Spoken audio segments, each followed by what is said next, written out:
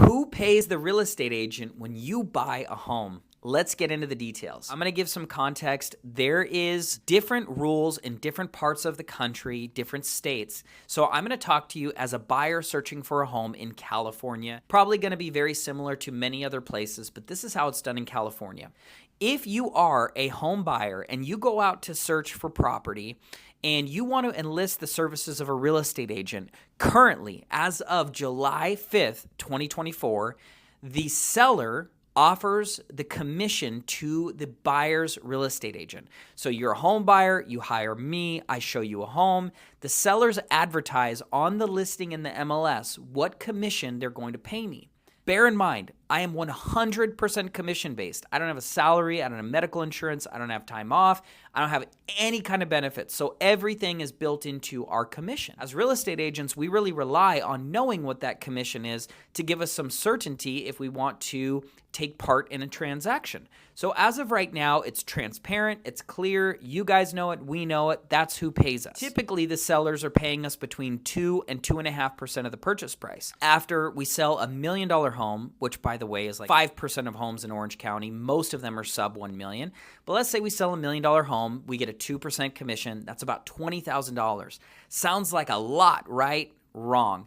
After that $20,000, we pay our after that $20,000, we pay our brokerage. Our broker typically takes anywhere between 20 to 30% of our commission. So we have a 20% cut, so now we're down to about $16,000. Then we have taxes that come out of that. So if we want to do taxes taken out of it, it's going to be another 25%. So let's just say it's another $4,000 off of that. So now we are at let's say it's another $3,000 off of that. So now we're at about $12,000. Then we have our standard operating business costs. For most realtors, though, those are about $4,000 to $5,000 a month. So you're looking at right around a net check of about $8,000. That would be an incredible, amazing check if you close sales every single week, right? If you close one sale a week, you'd have a net check of somewhere around $32,000 a month.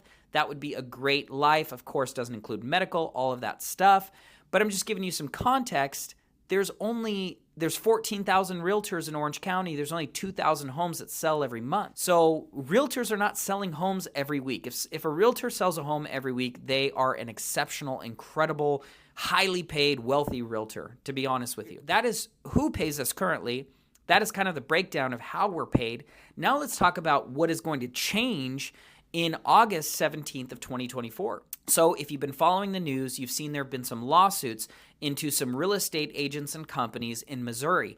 That has turned into a class action lawsuit and has changes that have affected the National Association of Realtors, which is the trade association that all of us real estate agents pretty much subscribe to. Now, from that, two changes are going to happen. One, the sellers are not going to list how much commission they're paying us on the MLS. That is super weird. They're still going to pay us commission for the most part, but they're just not going to list it anymore. Somehow that benefits the seller, somehow that benefits the buyer.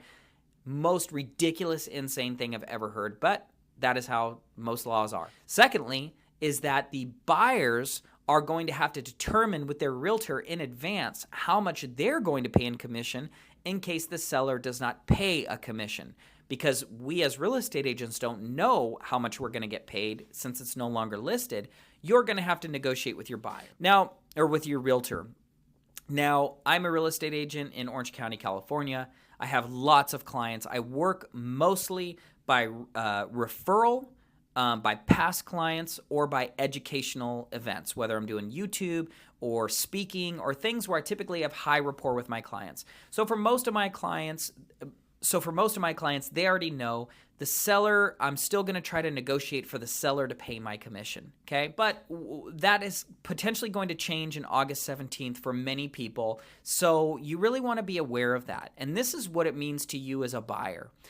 Who you work with when you buy a home is a really, really important decision. It has always been an important decision. Bad realtors have prevented more lost home sales than any other factor in the real estate market. Anyone who has a real estate license knows that 99% of realtors should not be even allowed within anywhere near a real estate transaction. There's a few realtors that really care about people. They really put in their best effort, and they are of value to the consumer. I'd like to consider myself one of those realtors. I am constantly reading, researching, finding new things that help my clients make better decisions. And so with that being said, before you go out and house shop now, if you have to pay your realtor and the seller's not paying for it, you should really be more careful with who you hire. So you'll want to interview a couple of different realtors, find one that communicates the way you need, has the education, experience that you need, and can get the job done for you for a reasonable fee. What is a reasonable fee? You're asking someone to work with you for 1 to 6 months to search for a home, and they're getting paid all commission, and if you decide not to buy, they don't get a single dime. I think 2 to 2.5% is a very reasonable fee because it's all commission. If you salaried me, yeah, or you paid me hourly, I would probably take less because of that security. That's what a normal job is. But we're all commission. So I recommend 2 to 2.5%. I recommend your realtor try to negotiate to have the seller pay for that, or to get some kind of concession for that. So I hope this is helpful video. This kind of covers who pays the real estate commission when you buy a home. We're talking about California here. If you're a home buyer or you're looking to buy a home, or maybe you bought one recently, comment below what your experience has been. Any honest thoughts you have on this conversation. This is not an easy conversation to have. I mean, we're talking about, as real estate agents, the way that we earn money changing, and we want to do right by the consumer. We want to do things that are transparent and give great customer service. But at the same time, we need that transparency as well. And this new lawsuit is taking that away. They're taking away the transparency of how we're getting paid and who pays us. So add to the conversation. If you have something good to add, comment below. Subscribe to this channel. Stay updated for when I post in August about the actual changes that happen. Thank you guys for watching.